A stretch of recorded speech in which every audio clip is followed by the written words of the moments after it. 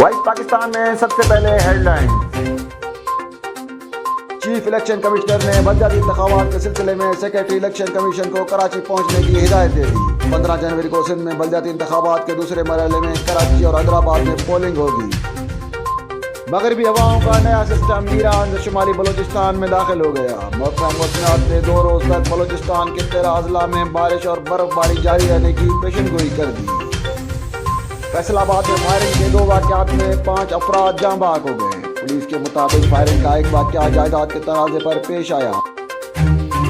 Surjani town میں ایک گھر میں ڈکیتی کے دوران مزاحمت پر ملزمان کی فائرنگ سے شہری جاں بحق ہو گئے۔ پولیس کے مطابق واقعہ سرجانی ٹاؤن کے یارو گوٹ میں پیش آیا، جہاں 3 ملزمان سلمان کے گھر میں چوری کی نیت سے داخل ہوئے تھے۔ واردات کے دوران گھر کے افراد جاگ گئے تو انہوں نے مزاحمت کی، جس پر ملزمان نے فائرنگ کر دی، جس سے شہری سلمان جاں بحق ہو گیا۔ امیر جماعت اسلامی سراج الحق کا کہنا ہے کہ P D M Peoples Party P T I کے ہوتے ہوئے ملک کو دشمن کی ضرورت نہیں۔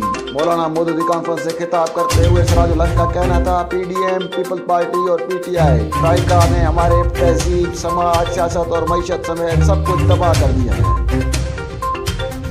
عالمی بینک کا کہنا ہے کہ پاکستان کی معیشت شدید مشکلات کا شکار ہے اور ملک میں مہنگائی 1970 کی دہائی کے بعد بلند ترین سطح پر ہے۔ عالمی بینک نے عالمی معاشی اثرات سے متعلق رپورٹ جاری کی ہے۔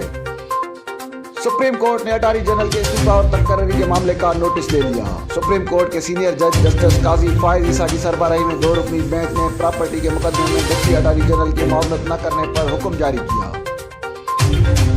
مسلم لیگ کا آپ کے رہنما مونس لائی کے قریبی دوست امن فاران خان گھر پہنچ گئے۔ امن فاران خان 4 روز قبل گارڈن ٹاؤن سے لاپتہ ہوئے تھے اور وہ مسلم لیگ کا آپ کے رہنما مونس لائی کے قریبی دوست ہیں۔